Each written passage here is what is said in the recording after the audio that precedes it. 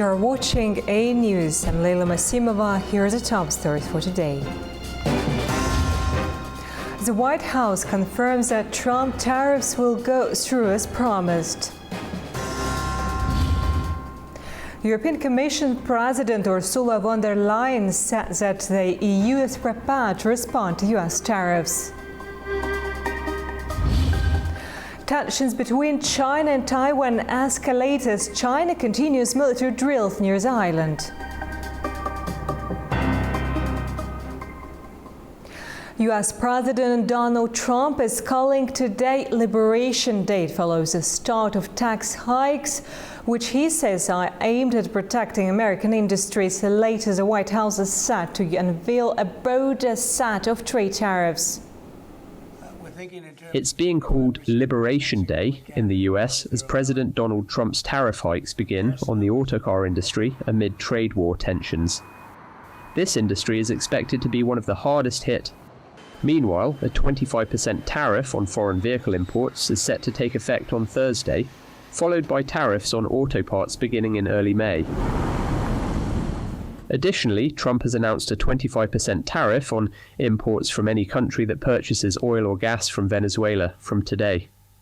He says increasing the tariffs is central to his America First trade policy, designed to boost US manufacturing and reduce reliance on foreign goods. Economists warn it could lead to higher consumer prices, disrupted supply chains, and potential job losses. White House Press Secretary Caroline Leavitt says this is just the beginning. April 2nd, 2025 will go down as one of the most important days in modern American history.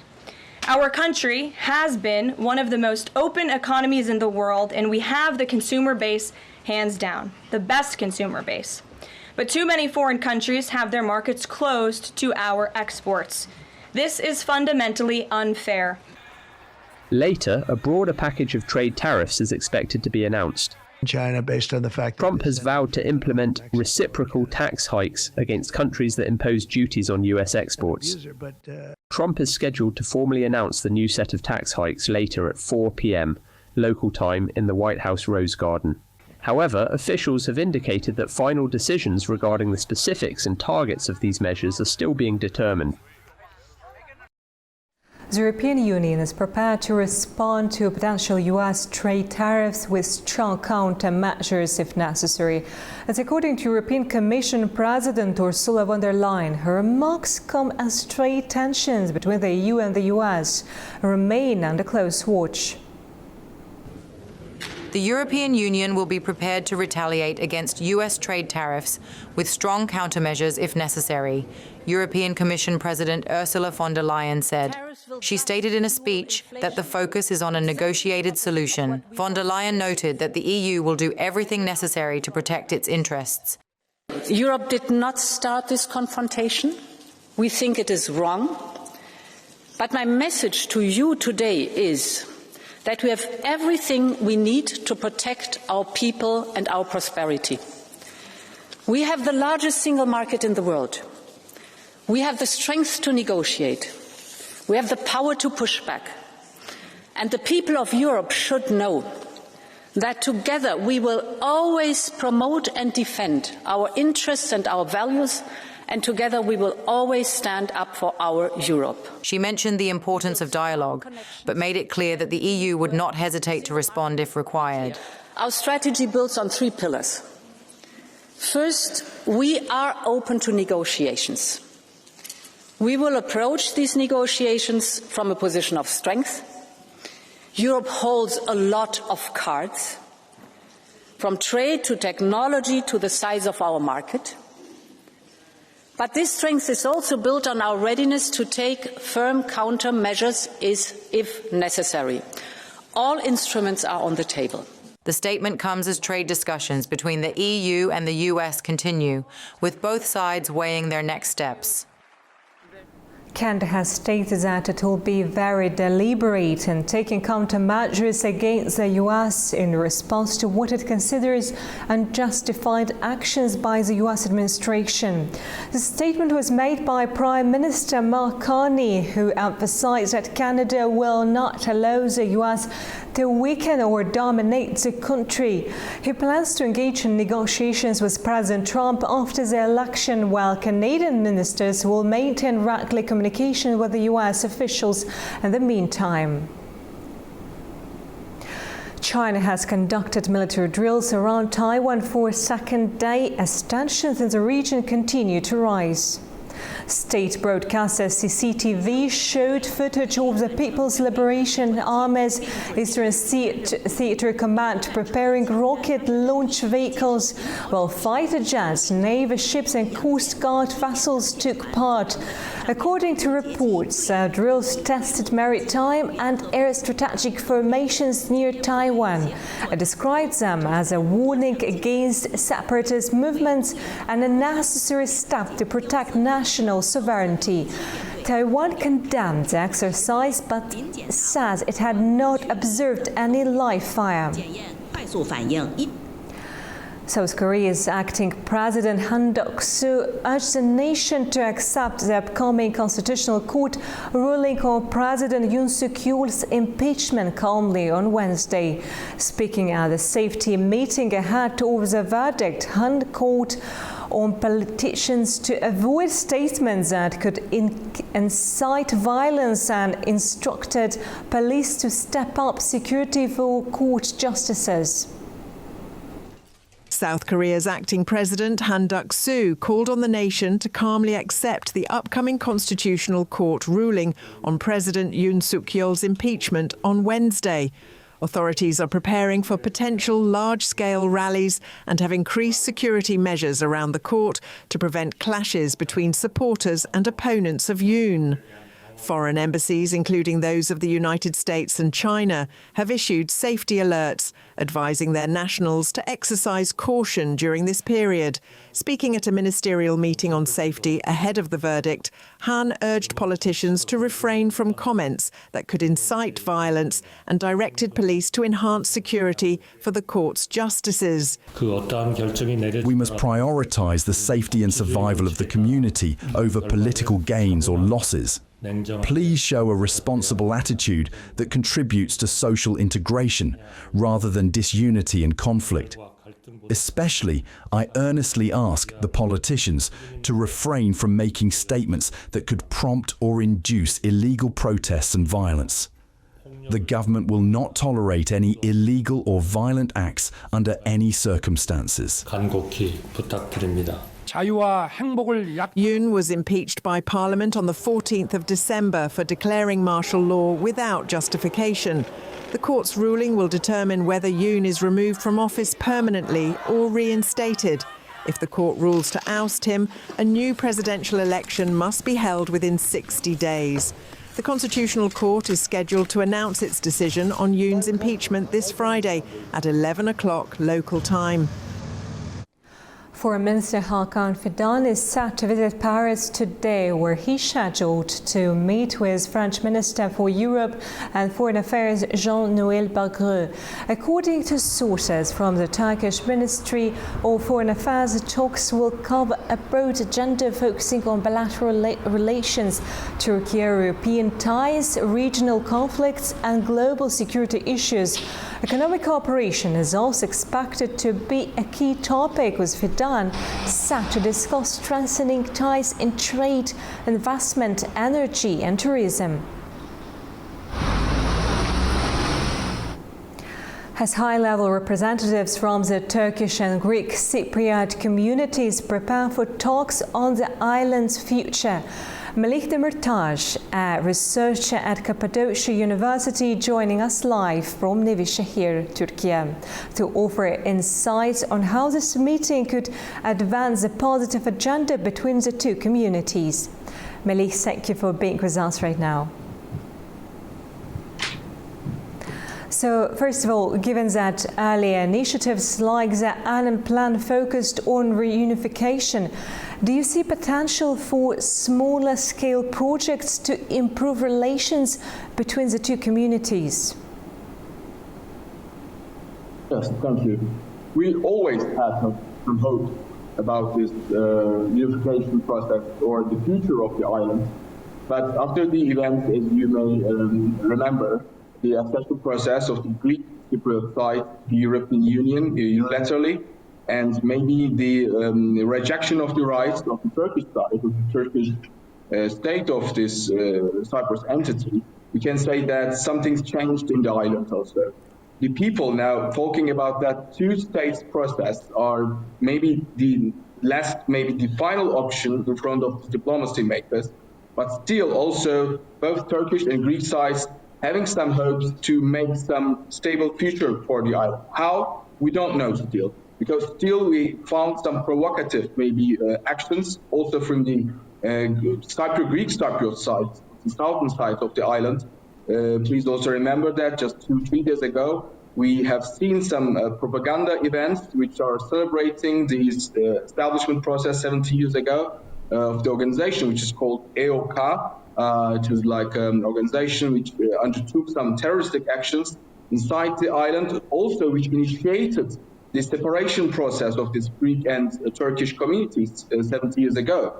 But now, after all these atrocities of these terroristic actions, Turkey had some initiatives in 1974, as you may also recall, to make a stable environment in the island. Now, the process showing that after the maybe prosperity ideal of the European Union, we can have some moderate and diplomatic talks between the sides.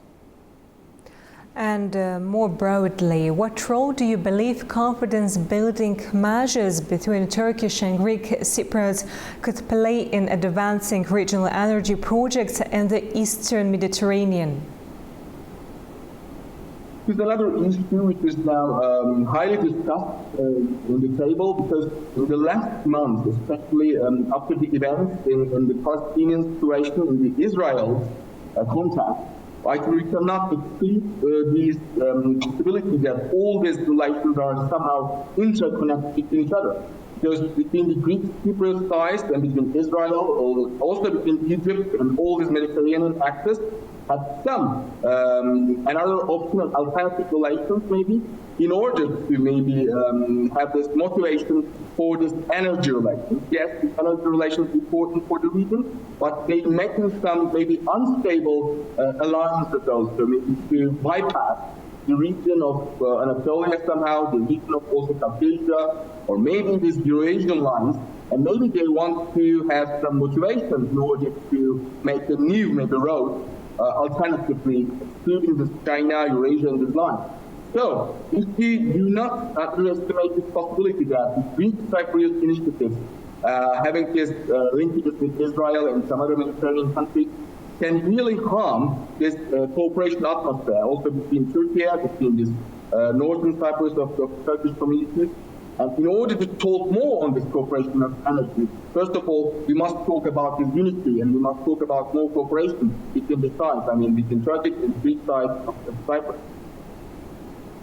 Thank you, sir. Thank you very much indeed. This was Melih Demirtaş, researcher at Cappadocia University, who joined us from Nevşehir in Turkey.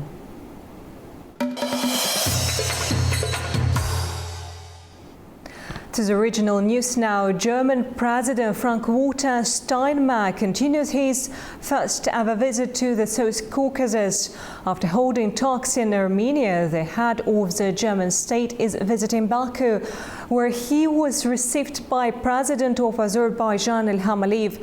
After the meeting, the heads of state held a joint press conference. Our own Orkan Mashov has more. Well, press conference with the participation of Azerbaijani and German presidents is now over. It, of course, followed the bilateral face-to-face meetings and also meetings involving both delegations. A couple of important matters have been reflected upon. Of course, the world has changed quite dramatically as of early 2025. It's a time for opportunity, and those opportunities are to be properly utilized. President Aliyev initially welcomed German president.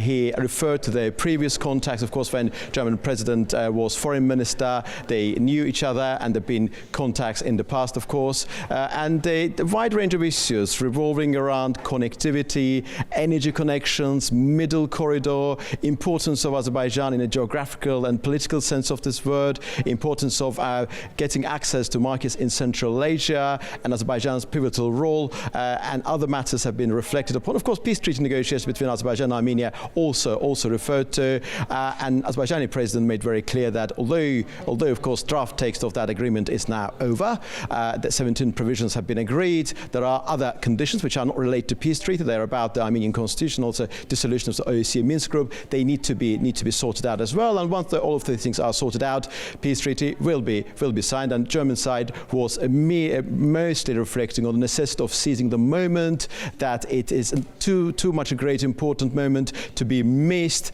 and also of course trade turnover between these two countries have been reflected upon. There's an increase, and bilaterally of course the trade is going to be a central element. Azerbaijan's exports to Germany were reflected upon as well. Green energy was another element, and on the whole I suppose that positivity seemed to dominate today's press conference, and the answers to the questions also added to the momentum that we're currently observing in bilateral Azerbaijani-German relations. Orkan Amashov, A-News. Our correspondent Orkan Amashov had the opportunity to ask a question to German President Frank-Walter Steinmeier during the briefing. Let's watch. Of A-News TV station. Thanks to both presidents. My question is addressed to President Steinmeier. Currently, former leaders of the separatist puppet regime created by Armenia inside Azerbaijan, in Azerbaijan's Karabakh region, are on trial in Baku. In their testimonies, they have admitted that bombardment of Azerbaijani cities and villages, which resulted in the deaths of more than 100 civilians, were carried out under the direct orders of Armenia's political leadership, and namely Armenian Prime Minister Nikol Pashinyan. Bearing in mind all of these as grave war crimes, the question is why no sanctions were imposed by the European Union and its institutions on Armenia and on its political leadership. Thank you. I believe this is a repetition of the first question we've already addressed. When I look at German foreign policy, which I have followed closely for several years, and in many of those years also had responsibility for, I can only say, on behalf of myself and our country, that we have never accepted a state of unrest. We have never supported territorial claims by one state over another. Rather, our position has always been that internationally recognized borders must be upheld and respected. In this regard, I can only say that Germany has remained true to its position over the past year. And I hope that this is also understood here in the region. What we want is for the years of unrest between these two countries to give way to a future of peaceful coexistence, a future in which stability in Armenia and Azerbaijan contributes to broader stability across the entire South Caucasus region. I believe that would be a gain for all sides.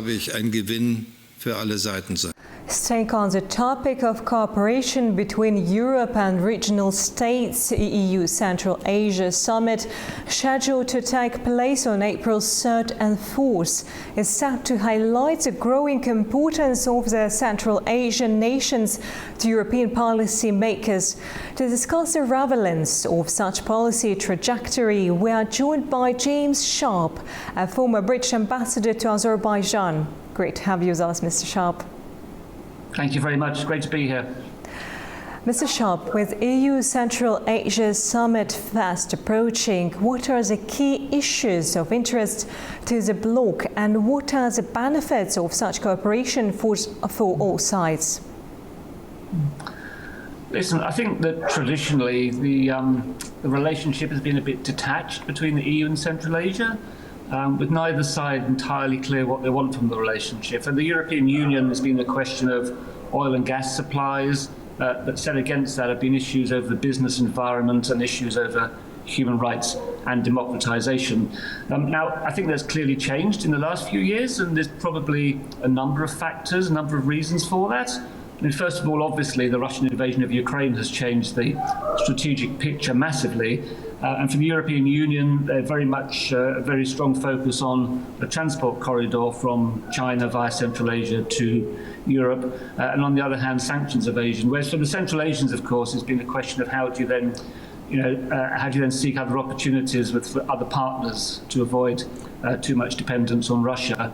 I think the second issue that's changed has been this focus on critical minerals, as the West has woken up to the fact that China seems to have something of a monopoly on the supply and production of critical minerals. So, I mean, Kazakhstan in particular has long been a big source of minerals for Europe and the world, but now this focus on critical minerals means that there's increasing focus on that region. And that includes uranium as well, of course, where Kazakhstan is a very big supplier. And probably the third factor that's caused this change in the relationship has been really that you have in Kazakhstan and Uzbekistan, you now have over the last few years two new presidents who seem to be much more focused on economic reform and building up those economic relationships with other countries. So I think it's been very positive steps in enhancing the relationship, and this summit is just an important signal of the importance that the EU does attach nowadays to Central Asia. And undoubtedly, one of the priority issues is to ensure the growth of the Middle Corridor transport project. What are some of the practical steps that the EU can take to advance the development of the project? Well, the EU has already, I think, early last year, it committed about 10 billion euros from its Global Gateway programme to support the development of the Trans-Caspian International Transit Corridor. And I think that's a really important signal of intent. And now, working with the Central Asian governments and of course, Azerbaijan, Georgia and Turkey as well, because the route does run through those countries. So working with those countries to improve what you call hard connectivity, which means the ports, the border crossings, actual rail tracks, and the rolling stock, and then soft connectivity, which is things like regulations, customs forms, and things like that. And the truth is that the Central Asians are doing a lot of this themselves anyway, and you've seen agreements and cooperation between Uzbekistan, Kazakhstan and Azerbaijan, for example, all aimed at making the route much, much faster.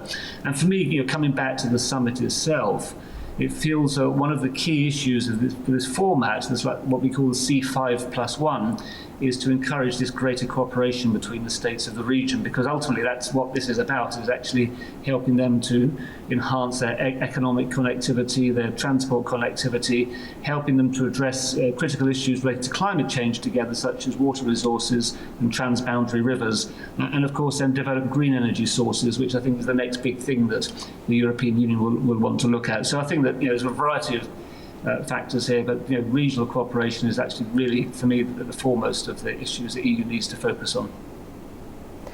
Thank you for your insightful answers.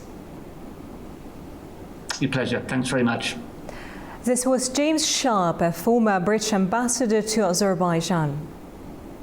During the latest context, my colleague Orkan Amashev discussed the question of Turkey's growing influence in Central Asia, particularly through the lens of the Middle Corridor transportation project development and its impact on EU and the US interests. Let's take a look. Of course, I'm not a spokesman for the EU or the United States, but it would seem to me that both of those entities should welcome this, shall we say, expansionism of the influence of Turkey. You mentioned the historical, ethnical connection of their countries, the growing influence and increased activity of the OTS, the Organization of Turkic States. Given Turkey's position, they should be really the key sort of agent that can play a big role in strengthening the Middle Corridor. And I would think that the European Union and the United States would only welcome that. Of course, the attitude of European countries towards Turkey has been uneven. If you want to go back over the last 20 years, remember when Turkey was in ascension, talks about joining the EU, and then that was all shot down, didn't happen. But I don't think there's really a better way to sort of ramp up the development of the Middle Corridor than to cooperate very closely with Turkey and to recognize the strong role that they can and should play. That's my opinion. Georgia's ruling party, Georgian Dream, has introduced a series of amendments that could reshape the country's political and media environment. Our reporter Nini Nikolashvili has more. Georgia's ruling party, Georgian Dream, has introduced legislative amendments that could significantly impact country's political and media landscape. One key proposal would allow the Constitutional Court to ban any political party it deems identical to the one previously declared unconstitutional. Additionally, Georgian Dream is seeking to shorten the deadline for court's decisions on the constitutionality of parties' activities and the termination of mandates for deputies elected under that party.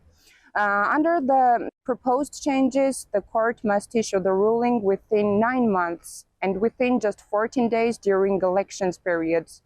Supporters claim this will ensure timely decisions, while the critics argue that it could be used for fast-track political crackdown. Another amendment to the law on broadcasting extends content regulations and prohibits foreign funding for the television and radio stations. Georgian Dream says that this will strengthen media standards, while the critics argue and warns that it introduces mechanisms of censorship and financial pressure on independent media. Additionally, lawmakers have advanced Foreign Agent Registration Act, modeled after the US legislation. Proponents say it enhances transparency, while the critic says that it reflects Russian restrictive laws and threatens civil society and press freedom. As these bills move through the parliament, they illustrate Georgia's complex political landscape. This is Nina Nikolashvili reporting from Tbilisi, News. The demand and recognition for pomegranates grows daily, with Forbes suggesting that Azerbaijan should be the face of the global pomegranate boom. Pomegranates, with their vibrant colours and nutrient-packed seeds, are gaining popularity in the health world. While they are considered an exotic fruit in the Western world, pomegranates have long been cherished in many cultures, particularly in Middle Eastern cuisines, and are beloved in countries like Turkey, India and Iran. For Azerbaijan, where the pomegranate is the national symbol, it stands out among other countries for its almost sacred approach to the fruit. A recent Forbes article suggests that Azerbaijan should be considered the face of the global pomegranate boom, highlighting the country not as the largest producer, but as the most intriguing, diverse and possibly the most delicious. The country grows over 200 varieties, including 60 indigenous ones across 9 climatic zones, supported by centuries of traditional knowledge and cultural reverence for the fruit. This heritage is driving success as the Made in Azerbaijan label gains global recognition. In January 2025, Azerbaijan exported 2,278 tons of pomegranates, valued at $2.14 million, according to the Ministry of Agriculture. The ministry reported a 33.3% increase in value and a 35.3% rise in volume compared to the previous year. Azerbaijan's advantage comes from its terroir, especially in the Goychay region, known for its unique climate and rich soil, making it famous for premium pomegranates. Since 2006, the Goychay Pomegranate Festival has celebrated the fruit, and in 2020 it was recognized by UNESCO as part of the intangible cultural heritage of humanity. As global demand grows, projected to nearly double to $10.6 billion by 2033, countries with export capabilities are rushing to expand production. With climate change disrupts production in major regions, Azerbaijan's high-altitude, arid zones provide a stable environment for cultivating quality pomegranates. Leveraging this advantage, the country is not only increasing exports of fresh fruit, but also focusing on value-added products like extracts, juices and natural cosmetics. You are watching A News. Thank you for staying with us.